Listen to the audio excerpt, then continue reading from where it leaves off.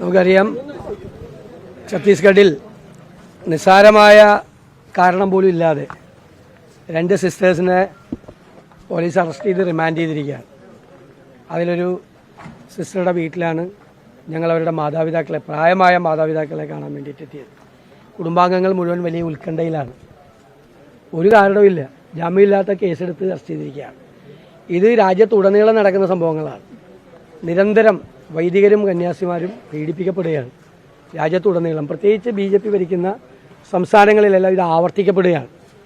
ഇതിനു മുൻപും ഛത്തീസ്ഗഡിലും മധ്യപ്രദേശിലും ഗുജറാത്തിലും മഹാരാഷ്ട്രയിലും ഉത്തർപ്രദേശിലും ഉൾപ്പെടെയുള്ള സംസ്ഥാനങ്ങളിൽ നിന്ന് ഒരുപാട് കേസുകളാണ് റിപ്പോർട്ട് ചെയ്യപ്പെട്ടിരിക്കുന്നത്. അവർക്കിപ്പോൾ അവരുടെ ഔദ്യോഗിക സഭാ വസ്ത്രം ധരിച്ചുകൊണ്ട് യാത്ര ചെയ്യാൻ പോലും പറ്റാത്ത സ്ഥിതിയിലേക്കാണ്.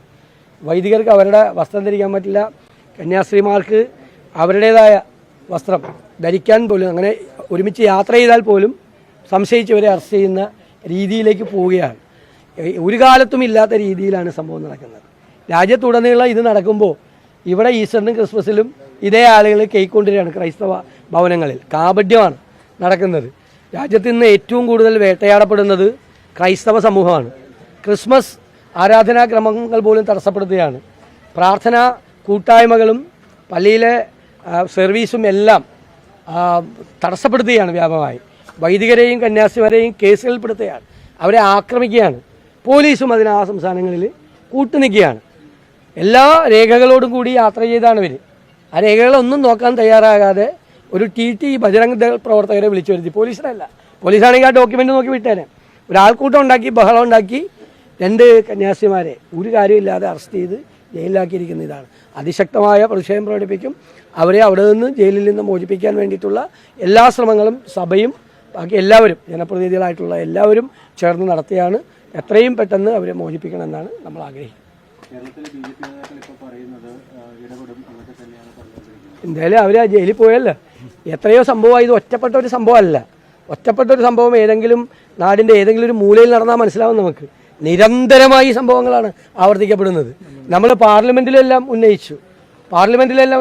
ഇപ്പോൾ മഞ്ഞുമലുണ്ടായിരുന്ന അച്ഛൻ ഞങ്ങളെല്ലാം പോയി കണ്ടാണ് എത്ര ക്രൂരമായ മർദ്ദനത്തിനാണ് വിധേയമായത്. 90 വയസ്സുള്ള വൈദികനെ പോലും പിന്നിൽ കൈ കെട്ടിയിട്ടിട്ടാണ് ക്രൂരമായി ആക്രമിച്ചത്. ചെറുപ്പക്കാരനായ വൈദികൻ ആക്രമിക്കപ്പെട്ടു, തൃശ്ശൂരിലെ വൈദികൻ ആക്രമിക്കപ്പെട്ടു, അഹമ്മദാബാദിൽ ആക്രമിക്കപ്പെട്ടു.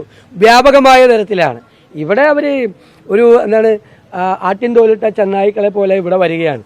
രാജ്യവ്യാപകമായി ചെയ്തുകൊണ്ടിരിക്കുന്ന അതാണ്. ക്രൈസ്തവ സമൂഹത്തിന് നേരെ ഉള്ള അവരെ കേന്ദ്രീകരിച്ചുള്ള ആക്രമണം നടക്കുകയാണ്.